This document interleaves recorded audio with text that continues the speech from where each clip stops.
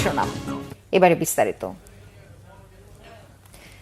নিজের দেশের মতো বাংলাদেশে বিনিয়োগ করতে বিদেশিদের প্রতি আহ্বান জানিয়েছেন প্রধান উপদেষ্টা doctor Mohammad Yunus.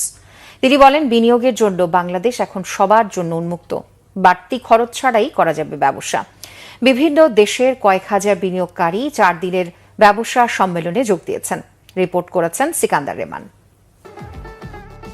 Bangladesh investment summit 2025-এর তৃতীয় দিনে এর আনুষ্ঠানিক উদ্বোধন করেন প্রধান উপদেষ্টা ডক্টর মোহাম্মদ ইউনূস।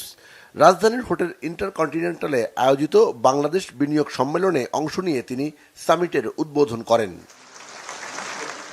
এ সময় বিদেশি বিনিয়োগ আকৃষ্ট করতে সরকারের নেওয়া নানা পদক্ষেপের কথা তুলে ধরেন ডক্টর মোহাম্মদ ইউনূস। বাংলাদেশে বিনিয়োগের জন্য বিদেশি প্রতিষ্ঠানগুলোর প্রতি আহ্বান জানান তিনি।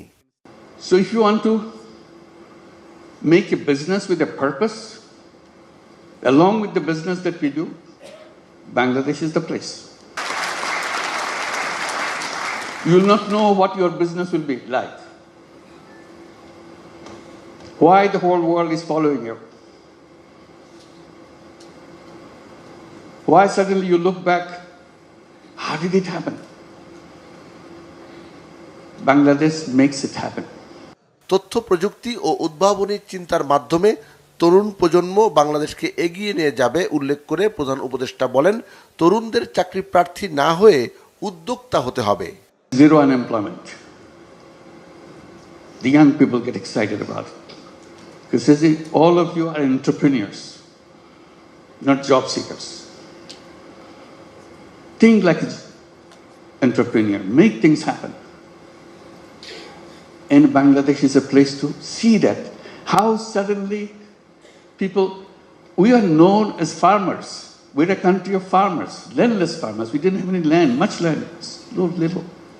বিনিয়োগে অবদান রাখায় 4 ক্যাটাগরিতে ওয়ালটন, বিকাশ, স্কয়ার ফার্মাসিউটিক্যালস ও ফেব্রিক্স এই 4 প্রতিষ্ঠানকে পুরস্কার তুলে দেন প্রধান উপদেষ্টা।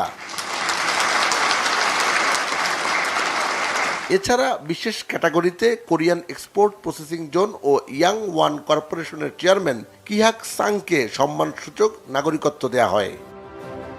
সিকান্দার রেমান, বাংলা ভিশন, ঢাকা।